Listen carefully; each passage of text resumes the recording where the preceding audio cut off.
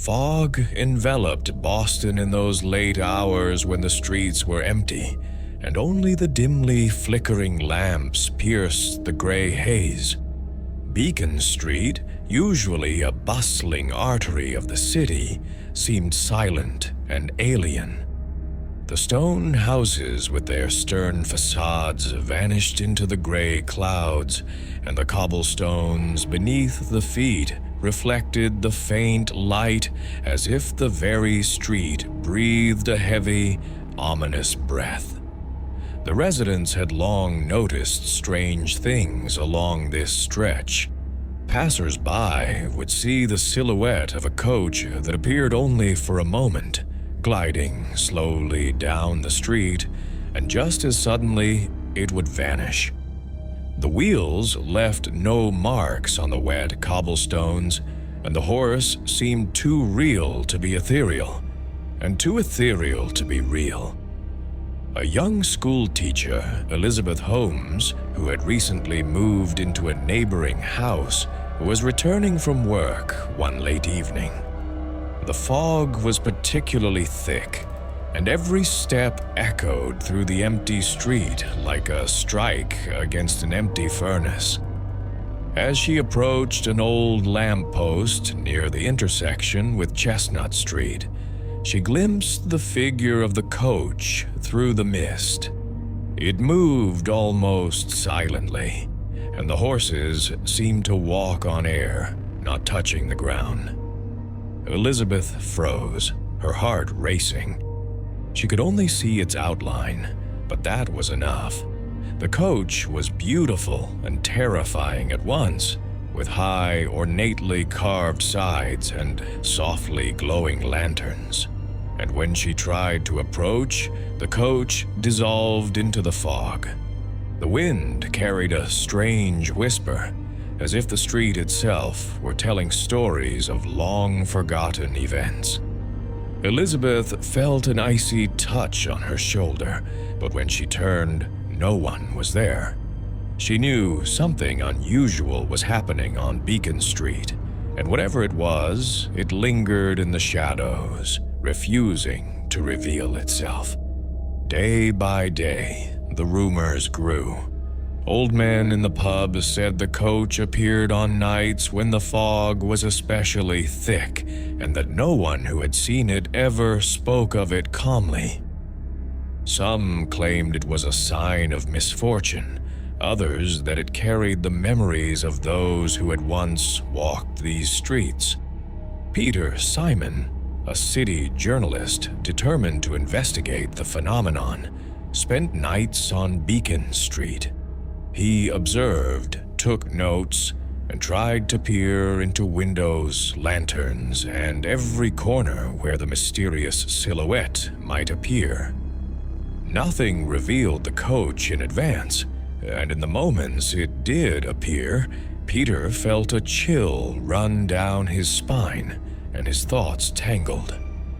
Sometimes passers-by who managed to see the coach said it seemed to draw their gaze inward, as if the coach knew something they did not, and that knowledge was too heavy to bear.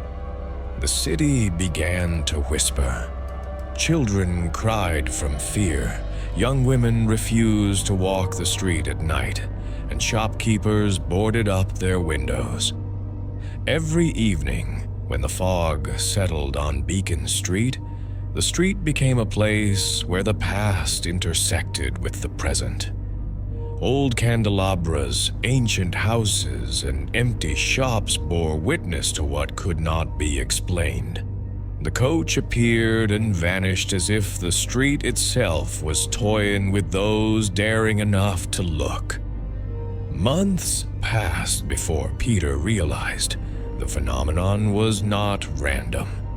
Everyone who saw the coach felt its presence in their hearts for days afterward. It was not the ghost of a person, not a vengeful force, but the very story of the city manifesting in the mist when the city was ready to witness it. This story is about how the city keeps its secrets, how the streets breathe memories that cannot be told, only felt. Beacon Street continued to be shrouded in fog, and the coach appeared again and again, leaving behind whispers, cold, and the sense that the city lived its own hidden life, inaccessible to most. As the nights grew longer and the fog more oppressive, Beacon Street seemed to take on a life of its own. The street lamps cast long, distorted shadows, and the occasional clatter of a carriage in the distance felt unnaturally loud, as if the city were amplifying each sound to remind the living that the past was never far behind. Peter Simon began his routine of nightly vigils with a meticulous approach. He would arrive shortly after dusk, carrying his notebook, a lantern, and a thick overcoat.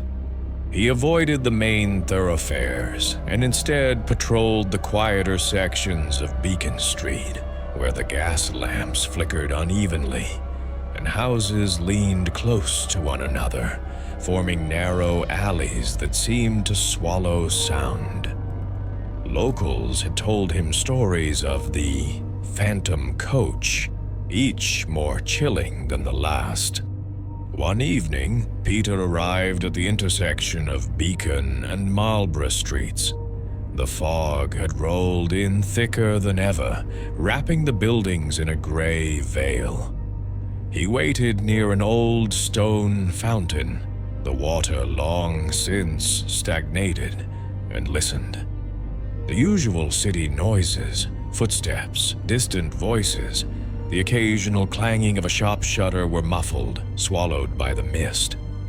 At precisely 11:17 p.m., he saw it, a dark silhouette approaching through the fog.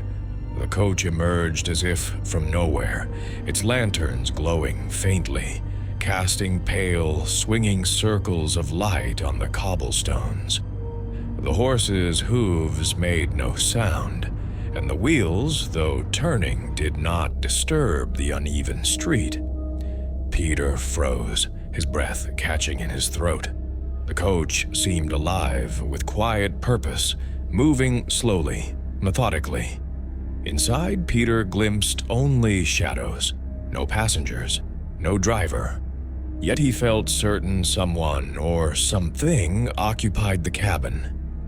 He moved a step closer, notebook in hand, but the moment his foot touched the edge of the fountain, the coach vanished, dissolving into the fog as if it had never existed. Peter could feel the chill in his bones, a sensation that lingered long after the apparition disappeared. Over the following weeks, Peter interviewed those who had seen the coach. A baker named Samuel, who lived on the corner of Beacon and Charles Streets, described his encounter. It was late. I had just locked the shop. I heard the faint clip-clop of hooves, but it sounded distant and unreal. Then I saw the coach glide past my window. It was as if it were floating above the cobblestones. The lanterns, they weren't fire, not really. They glowed, but softly like moonlight trapped in glass. And then it vanished. I don't know how, but the fog just swallowed it whole. An elderly woman, Mrs. Hargrove, recounted a more personal, unsettling experience. I was on my way to my sister's house, carrying a basket of laundry. The fog was heavy, the street empty. Then I saw it, the coach, moving toward me. I felt my heart stop.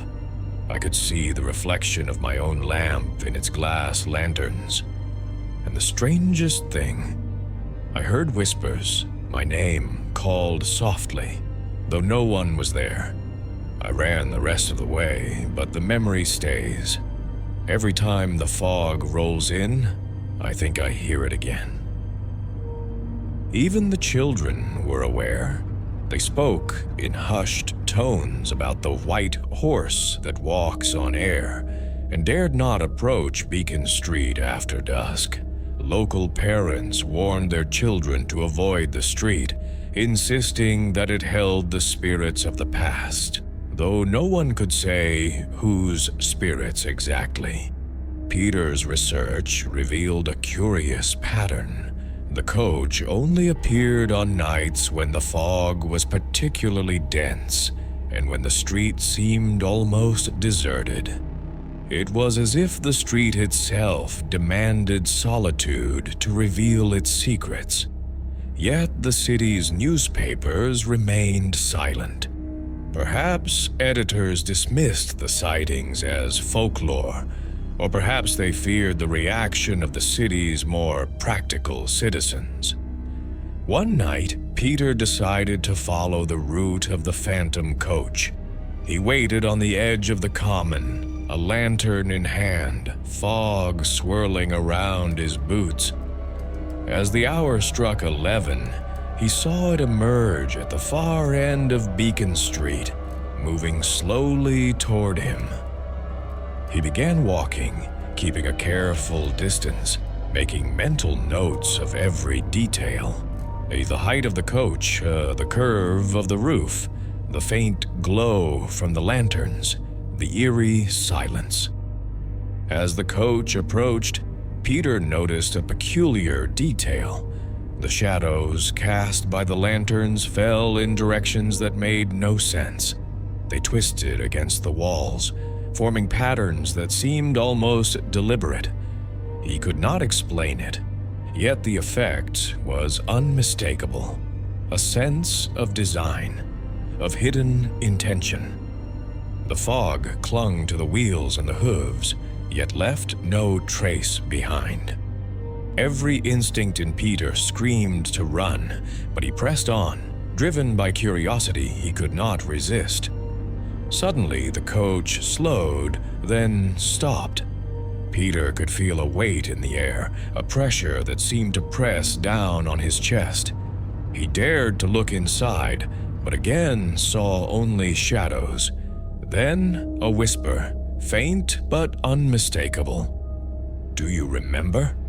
The voice was not threatening, but it carried a weight of centuries, as if the city itself were speaking to him. Peter staggered back, heart racing, yet he felt compelled to continue. The coach began to move again, slowly retreating into the fog. Peter followed it to the end of Beacon Street, where the houses gave way to the older, more shadowed sections of the city. And then, as always, it disappeared.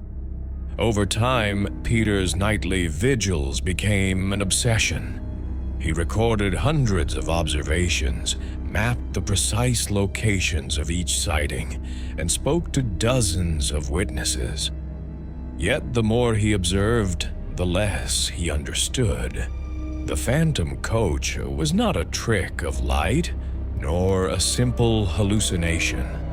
It was something far more subtle, an echo of the city itself, a lingering memory that refused to fade. Locals began to notice his obsession.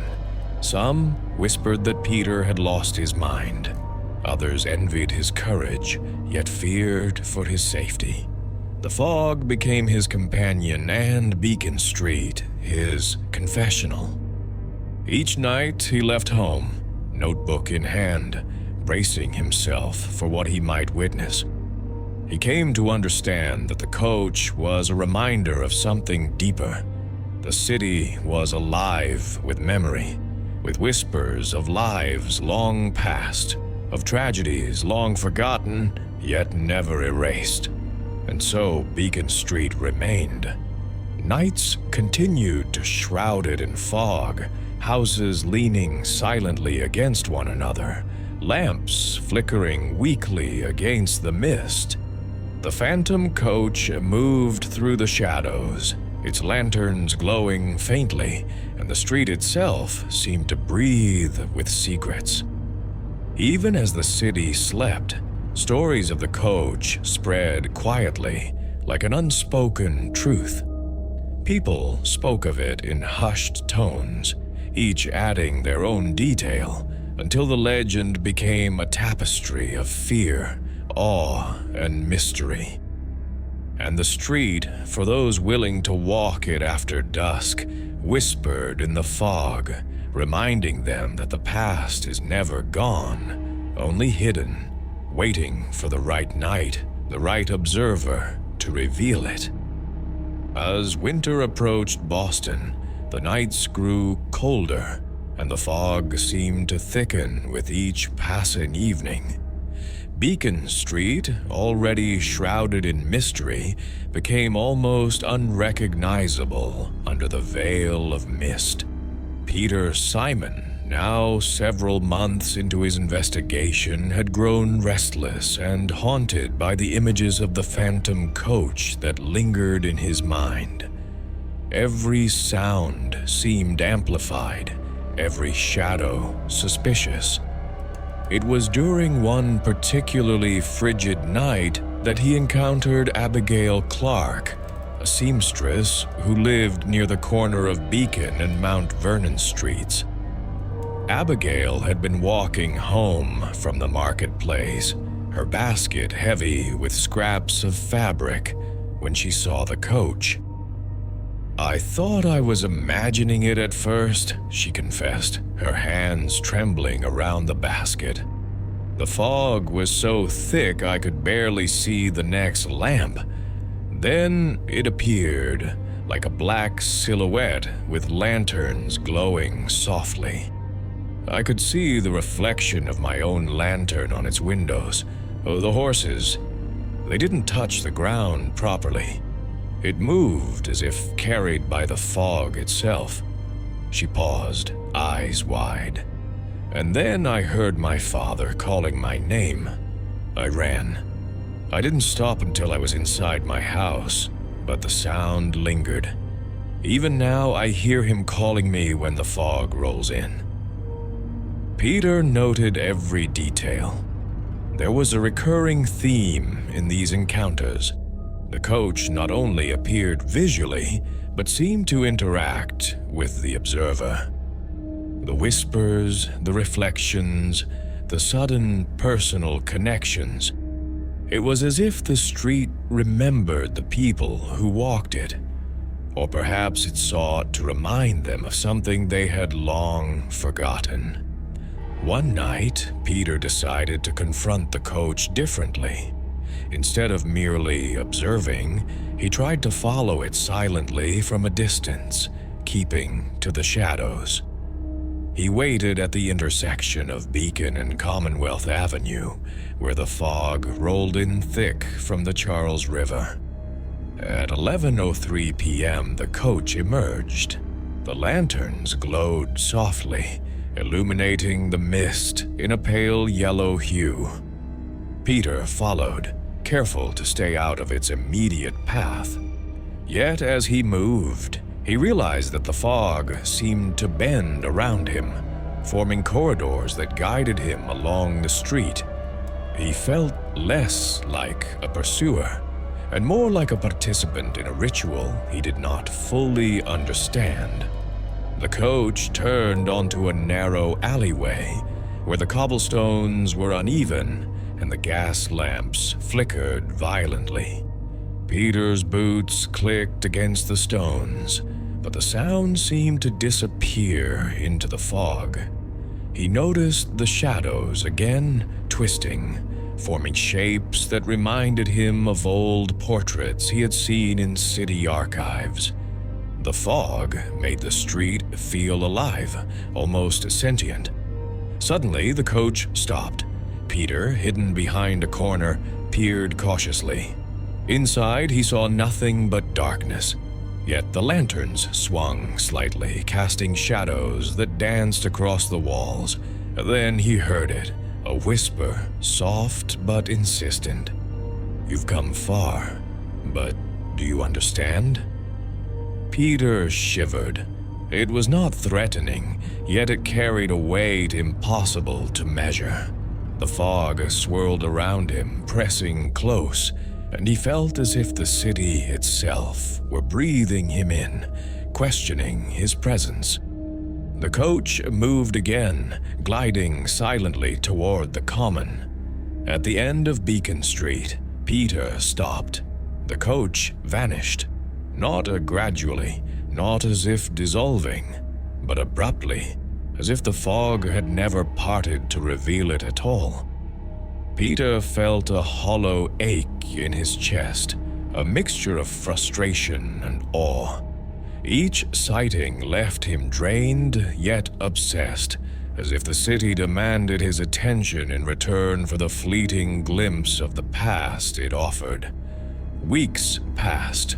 The sightings continued, more frequent now, almost nightly. Residents began keeping their windows shuttered and doors bolted. Shopkeepers whispered about the coach that walks in fog, and children told tales of seeing ghostly lanterns moving above the cobblestones. Families avoided Beacon Street, rerouting their evening walks, while Peter continued to patrol the area, documenting every detail meticulously. One particularly foggy evening, Peter encountered a group of men and women gathered near the corner of Beacon and Marlborough Streets. They spoke in hushed voices, eyes darting nervously toward the mist. He approached cautiously, introducing himself. "We've seen it too," said one of the men, a butcher named Henry. "Not once, not twice, but many times. And every time, it's the same.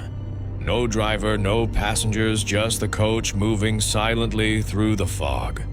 Some nights, it even stops as if waiting for someone."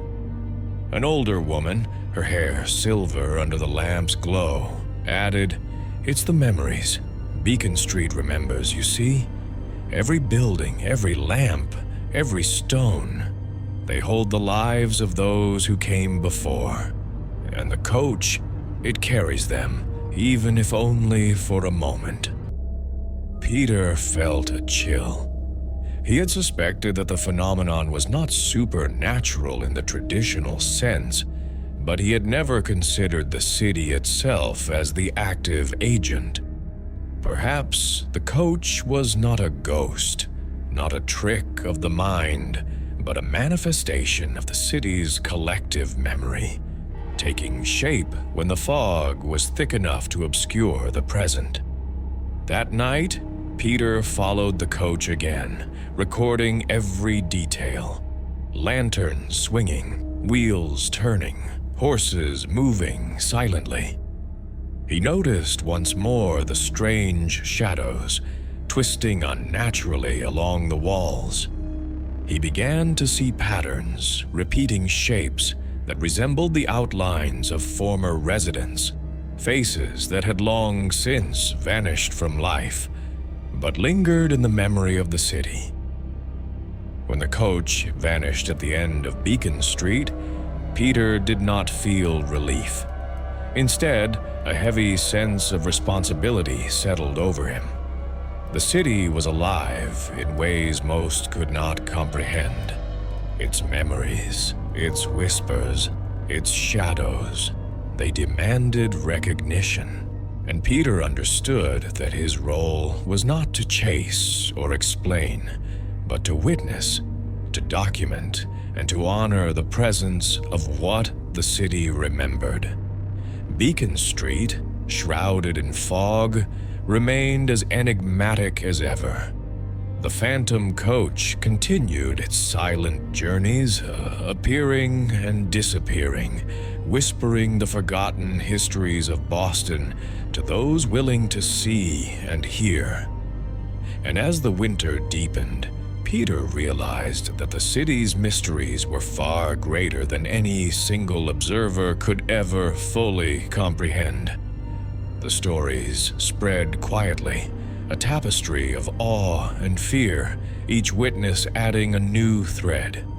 And the coach, ever silent, moved through the streets, carrying with it the weight of memory, of lives lived and lost, of shadows that refused to fade.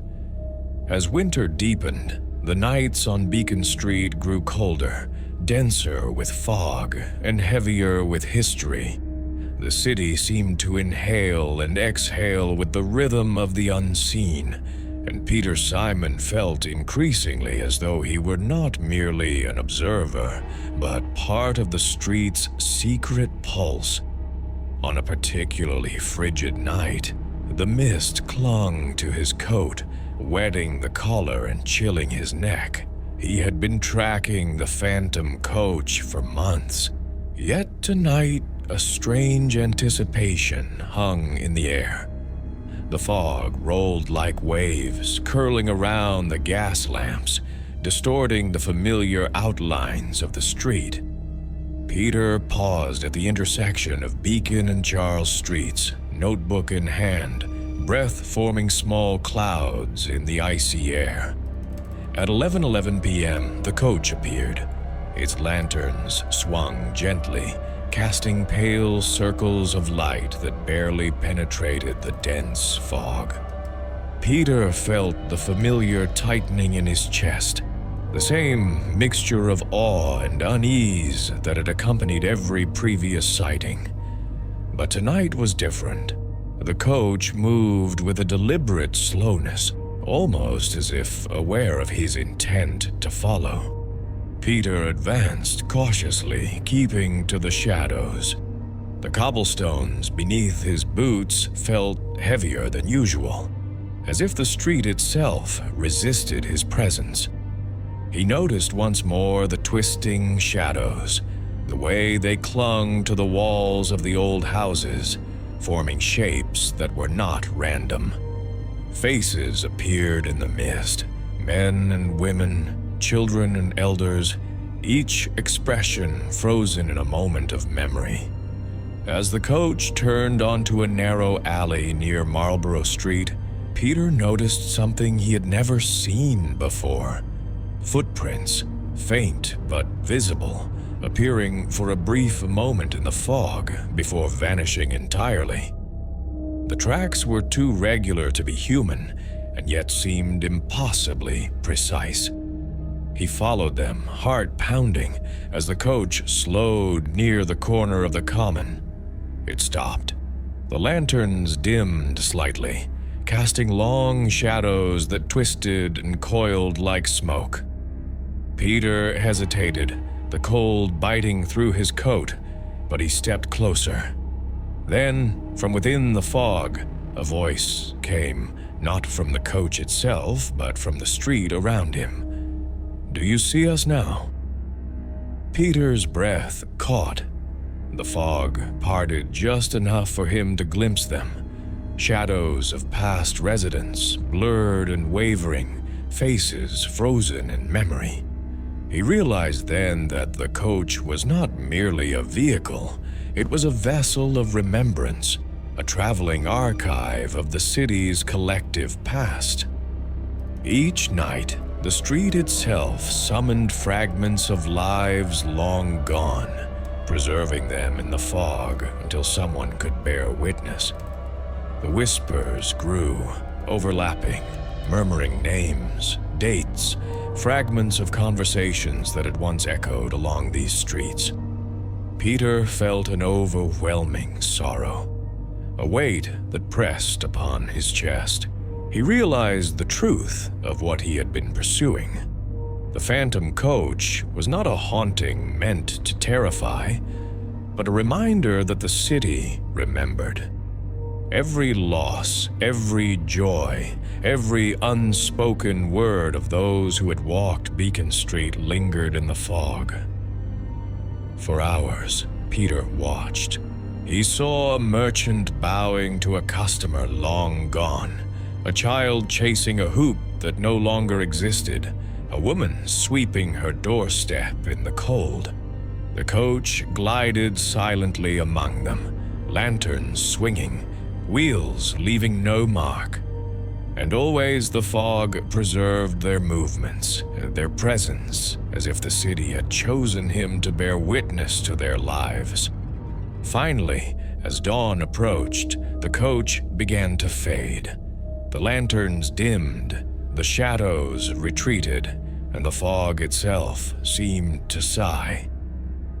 Peter stood alone on the cobblestones, soaked to the bone, exhausted, yet filled with a strange serenity.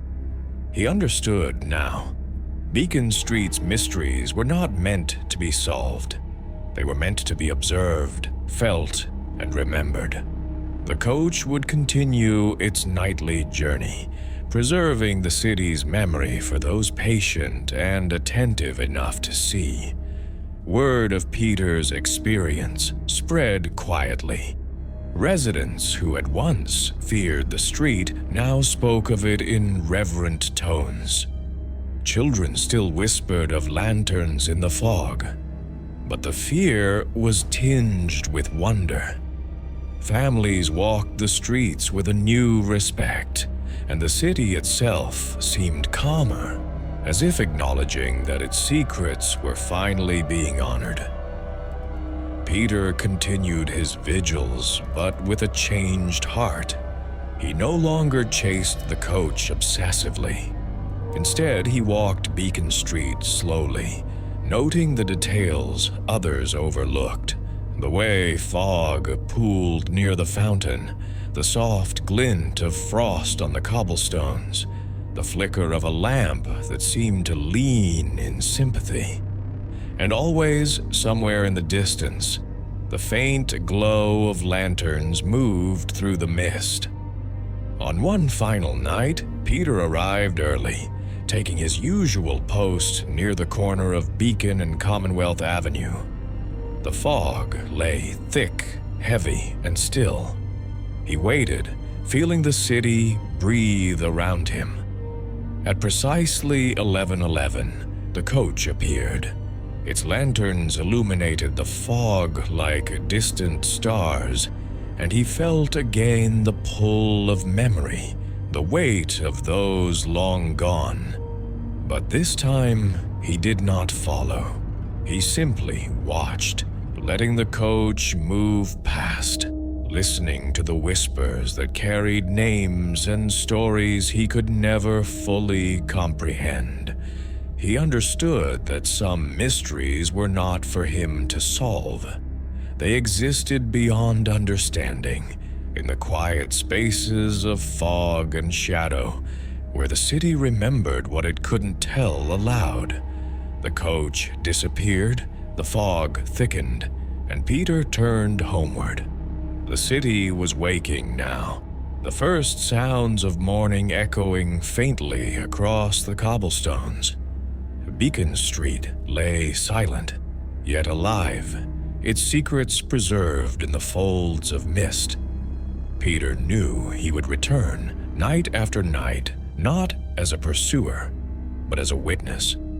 And so the phantom coach continued its eternal journey, gliding silently through the fog, carrying the memories of Boston's past. Lanterns swinging, wheels moving unseen, horses treading lightly over cobblestones, leaving no trace. The city remembered, and for those willing to look, the past lived again. Beacon Street remained a place of mystery, a street where the fog whispered, shadows twisted, and the lives of the long gone moved quietly among the living. Peter Simon, witness and chronicler, walked its path in reverent silence, knowing that some truths are found not in understanding, but in observation, and that the memory of a city is as alive as the people who walk its streets.